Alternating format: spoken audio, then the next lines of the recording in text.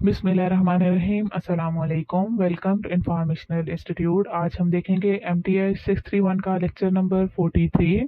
यहाँ पे हमारे पास सबसे पहले एक थ्योरम है। आगे हमारे पास जितने भी इस चैप्टर में थ्योरम गिवन है वो तमाम थ्योरम की थ्योरम विदाउट प्रूफ गिवन है, ठीक है। तो इस तरह के थ्योरम जो है वो हमारे पास MCQs वाइज इंपॉर्टेंट होते हैं, जिनके थ्योरम नहीं है और जिनके हमारे पास प्रूफ नहीं होते, और जो स्पेसिफिक जो है जिनके नेम भी नहीं होते, तो वो हमारे पास थ्योरम जो है वो MCQs में ही आ सकते हैं, क्योंकि सब्जेक्टिव में या तो फिर हमें थ्योरम की स्टेटमेंट गिवन होती है और हमने उसको प्रूफ लिखना होता है। तो यहाँ पे हमारे पास प्रूफ ही नहीं है और थ्योरम के कोई स्पेसिफिक नेम भी नहीं है, तो हमारे पास ऐसी चीज़ें जो हम MCQs वाइज इंपॉर्टेंट होती हैं। तो हमारे पास थ्योरम क्या है कि हमारे पास जो absolute value of F of x है वो लेस देन या इक्वल टू है एम के। तो इस चीज़ से हमें ये पता चल रहा है कि हमारा फंक्शन जो है वो बाउंडेड है। एक्स हमारे पास क्या है, वो रीजन है जिसपे हमारा फंक्शन डिफाइंड है, तो वो क्या है, रेक्टेंगल। और रेक्टेंगल की हमने पार्टीशनिंग की है, वो क्या, एक पार्टीशन है पी जिसमें P1 P2 up to Pn है, और जो सेकंड पार्टीशन है वो P प्राइम है। अब P प्राइम जो पार्टीशन है वो P की रिफाइनमेंट है, ठीक है। रिफाइनमेंट को हमने रियल एनालिसिस 1 में देखा था, पिछले एक लेक्चर में भी हमने डिस्कस किया है। रिफाइनमेंट का मतलब ये होता है कि हमारे पास एक ही जो रीजन है या एक ही हमारे पास जैसे रेक्टेंगल है, तो उसकी हमने दो पार्टीशनिंग की है। एक पार्टीशनिंग पी है और एक पी प्राइम है। इन दोनों में से जो स्ट्रॉन्गर पार्टीशन होगी उसको हम कहेंगे कि ये दूसरी की रिफाइनमेंट है। तो यहाँ पे हमारे पास जो पी प्राइम है वो रिफाइनमेंट है, क्योंकि हमारे पास आगे गिवन है कि P prime is obtained by adding R J partition points to P J, यानी पी वाली पार्टीशन में हमने और स्पेसिफिक पॉइंट्स ऐड कर दिए हैं, तो हमारे पास पी प्राइम जो है वो स्ट्रॉन्गर रिफाइनमेंट बन गई है पी की। देन फिर हम जब हमारे पास इस तरह का केस होगा तो हम उन रिफाइनमेंट पी को, यानी पार्टीशनिंग की जो रिफाइनमेंट है उसको, जो पार्टीशन है उसको फिर किस तरह डिफाइन कर सकेंगे। यहाँ पे हमारे पास दो इनइक्वालिटीज है। एक में हमारे पास क्या है कि हमारे पास अपर सम है पी का, वो ग्रेटर देन आएगा अपर सम पी प्राइम के, that is greater than upper sum of P minus two M. हमारे पास बाउंडेडनेस है, यानी वो नंबर है जिससे हमारा फंक्शन लेस है। वी ऑफ आर हमारे पास कांस्टेंट वाली वैल्यू है, और यहाँ पे हमारे पास क्या गिवन है, summation J is equal to 1 to n R J by B J minus A J and norm of P. जो सेकंड इनइक्वालिटी है उसमें हम लोअर सम को डिफाइन कर रहे हैं, तो हमारे पास ऊपर वाली जितने भी इनइक्वालिटीज हैं उन तमाम के तमाम साइन को हम नीचे वाली इनइक्वालिटी में रिवर्स कर देंगे, तो हमारे पास ये वाली इनइक्वालिटी आ जाएगी। इससे नेक्स्ट हमारे पास जो थ्योरम है उसमें क्या है कि अगर हमारे पास एफ जो है वो बाउंडेड है, तो हमारा जो लोअर सम होगा वो लेस देन होगा अपर सम के। और अगर हमारे पास नेक्स्ट थ्योरम में इसी तरह गिवन है, एफ अगर हमारे पास इंटीग्रेबल है, तो उसमें हमारे पास अपर सम लोअर सम वो तमाम के तमाम इंटेग्रल की इक्वल आएंगे। फिर हमारे पास इसी तरह का थ्योरम है कि अगर हमारे पास एफ ऐसा फंक्शन है जो कि बाउंडेड है और वहाँ पे हमारे पास एक एप्सिलॉन नंबर है जो कि जीरो से ग्रेटर है, उसके लिए फिर हमारे पास एक डेल्टा भी है जो कि जीरो से ग्रेटर है।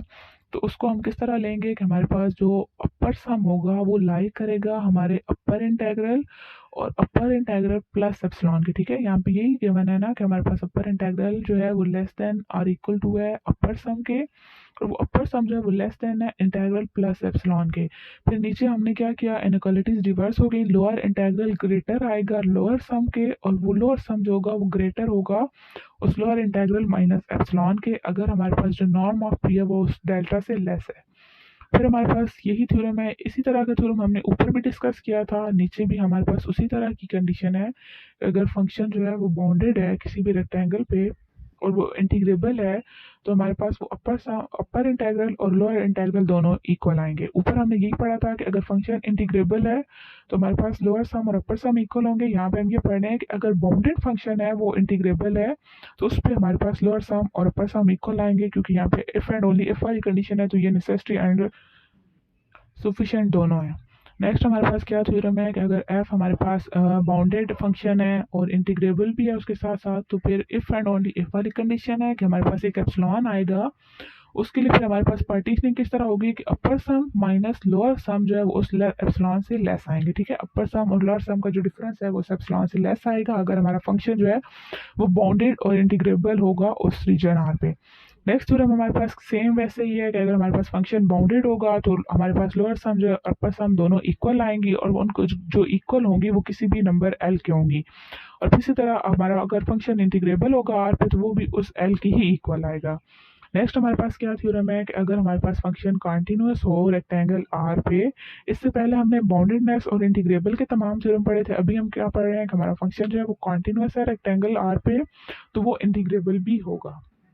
नेक्स्ट हमारे पास जो टॉपिक है वो है सेट्स विद जीरो कंटेंट। ठीक है, अब कंटेंट को तो हमने ऑलरेडी डिस्कस करते आए हैं, अब हम पढ़ेंगे कि हम ऐसे सेट्स को डिस्कस करें जिनका कंटेंट जीरो हो। ठीक है, अब यहाँ पे हमने क्या किया, हमारे पास ऐसे सेट्स कौन से होते हैं जिनको हम कह सकते हैं कि ये इनका कंटेंट जीरो है। तो हमारे पास कोई भी यूक्लिडियन स्पेस में एक सबसेट लें ई, उसका जीरो कंटेंट होगा अगर हमारे पास हर एप्सिलॉन के लिए हमारे पास फाइनाइट सेट ऑफ रेक्टेंगल हो, जिस सेट को हमने क्या कह दिया कि T1 T2 up to Tm। तो हमारा ई जो है वो उन तमाम रेक्टेंगल के फाइनाइट सेट्स के यूनियन में से लाई करे। ठीक है, उस यूनियन का सबसेट हो, और हमारे पास जो उन रेक्टेंगल्स का कंटेंट है, यानी उन रेक्टेंगल का जो लेंथ ऑफ इंटरवल है या उनकी जो एजेस की लेंथ है वो उस एप्सिलॉन से लेस आए। ठीक है, तो इसको हम कहते हैं कि ये सेट्स विद जीरो कंटेंट। अब नीचे दो एग्जांपल्स हैं कि हमारे पास ऐसे कौन कौन से सेट्स हैं जिनके जीरो कंटेंट हो सकते हैं। तो सबसे पहले हमारे पास एक एम्प्टी सेट जो है, वो जाहिर सी बात है हर रेक्टेंगल में कंटेंट करेगा, तो इसलिए हम कह सकते हैं कि हमारे पास जो एम्प्टी सेट है उसका जीरो कंटेंट है। उससे नीचे हमारे पास एक एग्जांपल है, कोई भी बाउंडेड सेट होगा जिसमें बहुत सारे लिमिट पॉइंट होंगे फाइनाइट, तो उनको भी हम कह सकते हैं कि इनका जीरो कंटेंट हो सकता है। ठीक है, यहाँ पे जस्ट आपने ये एग्जांपल की फर्स्ट लाइन करनी है, ताकि अगर पेपर में इस तरह का क्वेश्चन आए कि आप ऐसे सेट लिखें जिनका जीरो कंटेंट हो, तो आप ये लिख सकें कि हमारे पास एक एम्प्टी सेट है, और सेकंड हमारे पास कोई भी बाउंडेड सेट जिसके फाइनाइटली मेनी लिमिट पॉइंट है तो उनका जीरो कंटेंट हो सकता है। इससे नेक्स्ट एग्जांपल में हमारे पास है कि अगर फंक्शन कंटिन्यूस हो किसी भी क्लोज्ड इंटरवल ए बी पे, तो हमारे पास जो कर्व अगर उस पर डिफाइंड है y is equal to F of X, तो उसका भी हमारे पास जीरो कंटेंट होगा। इसके बाद हमारे पास एक लेमा है कि अगर हमारे पास ऐसे बहुत सारे फाइनाइट सेट है जिनका जीरो कंटेंट है, तो अगर हम उनका यूनियन लें तो उस यूनियन का भी हमारे पास जो कंटेंट होगा वो जीरो कंटेंट होगा। नेक्स्ट हमारे पास एक थ्योरम है, थ्योरम में क्या है कि हमारे पास f जो है वो बाउंडेड है रेक्टेंगल r पे, और वो कॉन्टिन्यूस होगा उन तमाम पॉइंट्स पे एक्सेप्ट उन पॉइंट्स के जिनका कंटेंट जीरो है। ठीक है, यहाँ पे यही गिवन है कि हमारे पास फंक्शन जो है वो बाउंडेड है और कॉन्टिन्यूस भी है except on a subset A of R with zero content. तो फिर ऐसे फंक्शन को हम कहेंगे कि जो हमारे पास फंक्शन है वो इंटीग्रेबल है। ठीक है, फंक्शन बाउंडेड है और वो कॉन्टिन्यूस भी है, लेकिन उन पॉइंट्स के अलावा जिनका जीरो कंटेंट है तो उनको हम कहेंगे कि फंक्शन जो है वो हमारे पास आर पे इंटीग्रेबल है। फिर इसी थ्योरम से रिलेटेड हमारे पास एक एग्जांपल है जिसमें फंक्शन पीस वाइज गिवन है, और ये फंक्शन हमारे पास कंटिन्यूस गिवन है, और यहाँ पे ये बताया गया है कि y is equal to X पे ये फंक्शन जो है वो डिसकंटिन्यूस है। तो इसलिए हमारा ये फंक्शन इस पॉइंट पे डिसकंटिन्यूस है क्योंकि इस पे जीरो कंटेंट है। तो हम अपना फंक्शन जो है वो कह रहे हैं कि वो इस पॉइंट के अलावा बाकी तमाम पॉइंट्स पे इंटीग्रेबल है। नेक्स्ट हमारे पास क्या है कि इंटेग्रल ओवर बाउंडेड सेट। इसका क्या मतलब है कि हमारे पास जो फंक्शन होगा वो भी बाउंडेड है, और वो जिस सेट पे डिफाइंड है वो सेट भी बाउंडेड है। तो यहाँ पे यही कह रहे हैं कि f is bounded on a bounded subset of s of R N, और उस सेट को हम फिर किस तरह लिखेंगे, f s of x is equal to f of x है जब x बिलोंग टू x है, और जीरो है जब x does not belong to s है। साथ में क्या है कि R हमारे पास रेक्टेंगल है जो कि उस सेट S को कंटेन कर रहा है, और उस पर जो हम इंटेग्रल लिखेंगे ओवर बाउंडेड सेट वो किस तरह लिखेंगे कि integral f of x D X is equal to integral R।